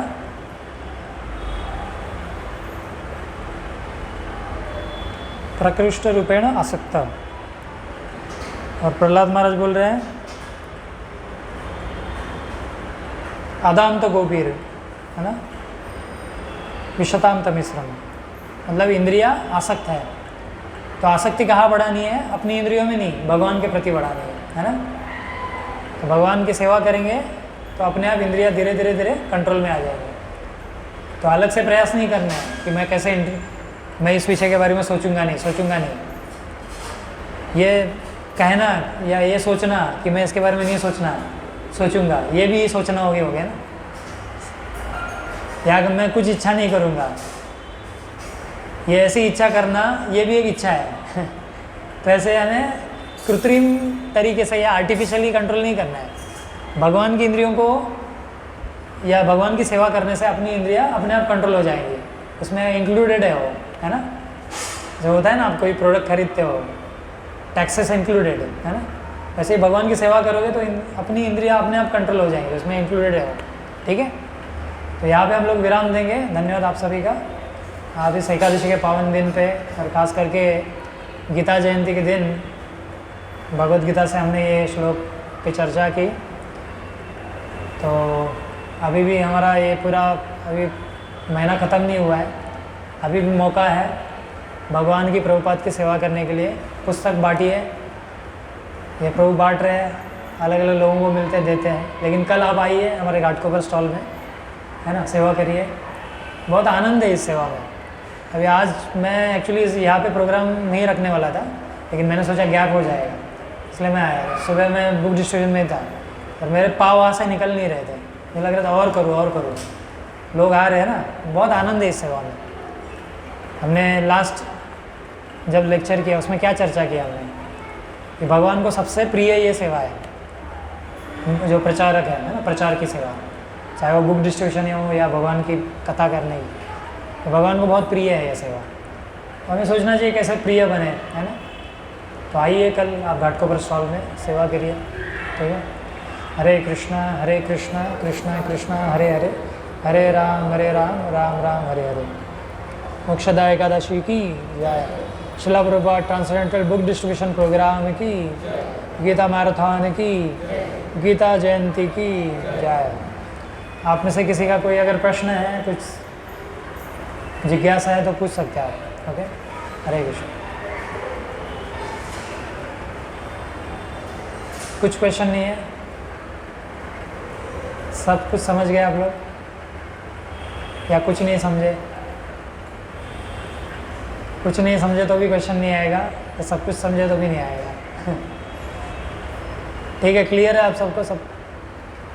Yes, okay. भगवद गीता अगर किसी को चाहिए तो कल मंदिर में आ जाइए, इस्कॉन जुहू में। अगर कोई नहीं आ सकता है ना किसी कारणवश, मतलब ऐसा रेयर केस हो सकता है, उसके लिए हम यहाँ पे दे देंगे, है ना, ला के। लेकिन कल मंदिर में आइए, गीता जयंती चल रहा है। ठीक है, और कोई प्रश्न आपको? प्रश्न हमारा जो क्वालिटी है प्रश्न का, उससे पता चलता है कि वो व्यक्ति की चेतना क्या है। जनरली देखा है हमने, भक्त क्या क्वेश्चन पूछते हैं, कर्मकांडीय क्वेश्चन पूछते हैं। वो भी ठीक है पूछना, रॉन्ग नहीं है कि मेरे घर में ये मर गया, ये सूतक है, कितने दिन का है, कितने दिन मैं घर में रहूँ, या ऐसे कुछ क्वेश्चंस रहते हैं। कभी ये नहीं पूछते हैं कि क्वेश्चन कैसे पूछना चाहिए, हमें सनातन गोस्वामी से सीखना चाहिए। चैतन्य चरितामृत में सनातन गोस्वामी जो थे, ये बहुत बड़े मंत्री पद पे थे, है ना, नवाब हुसैन के राज्य में बहुत बड़े मंत्री थे और बहुत धनी थे, बहुत विद्वान थे। तो लेकिन इन्होंने ये सब त्याग करके चैतन्य महाप्रभु को शरण गए। तो चैतन्य महाप्रभु को शरण जाके क्या बोलते हैं उनको कि क्या आमी केने आमार जड़े तापत्र। अभी ये विद्वान है, सब शास्त्रों का ज्ञान है, लेकिन फिर भी क्या करें, नम्रता से बोल रहे हैं।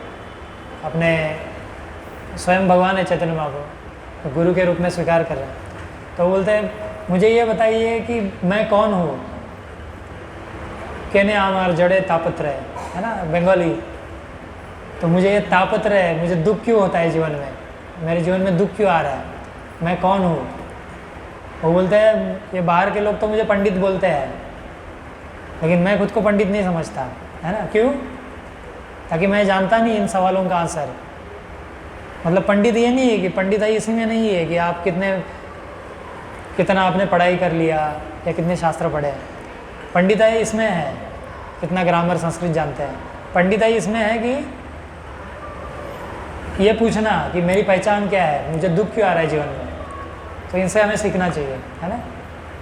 बहुत हम्बल होके पूछ रहे हैं, तो जिज्ञासा ऐसी होनी चाहिए कि प्रभु जी मुझे दुख क्यों आ रहा है जीवन में, है ना। मैं भक्ति में कैसे आगे बढ़ूँ, भगवान के प्रति रुचि कैसे बढ़ाऊँ, नामों में रुचि कैसे बढ़ाऊँ, मेरा नाम जब ठीक नहीं हो रहा है उसमें कैसे रुचि बढ़ाऊँ, है ना। ये क्वालिटी ऑफ क्वेश्चंस, जैसे भक्ति में उन्नति होती है हमारे क्वेश्चंस भी धीरे धीरे बदलते हैं। जैसे भागवत पुराण जो है एक क्वेश्चन एंड आंसर है, भगवत गीता भी क्वेश्चन एंड आंसर है। अर्जुन पूछ रहे हैं, भगवान आंसर दे रहे हैं।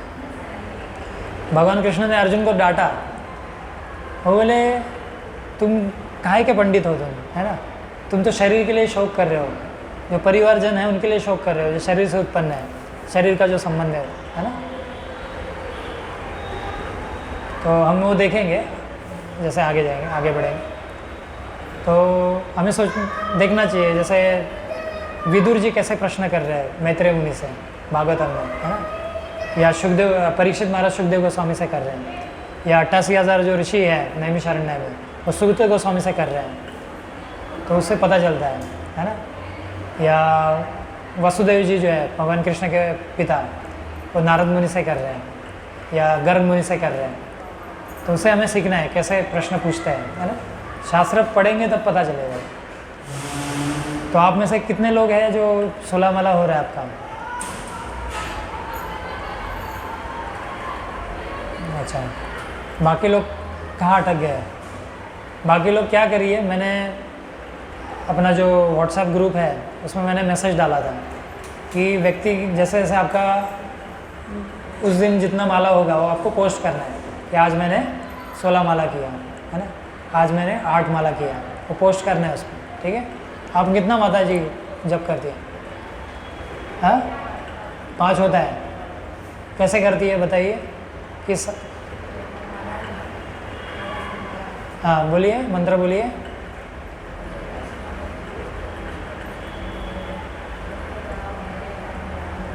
हाँ ये ठीक है, लेकिन थोड़ा स्पीड बढ़ाइए, है ना, इसमें बहुत समय लग जाएगा, इतना समाधि में नहीं जाना है ना। और आपका गोड़े प्रभु, ठीक है, क्लास के बाद मिलेंगे। हरे कृष्णा, तो यहाँ पे विराम देंगे। Thank you. हरे कृष्ण। भगवद्वाणी भगवद गीता की जय हो।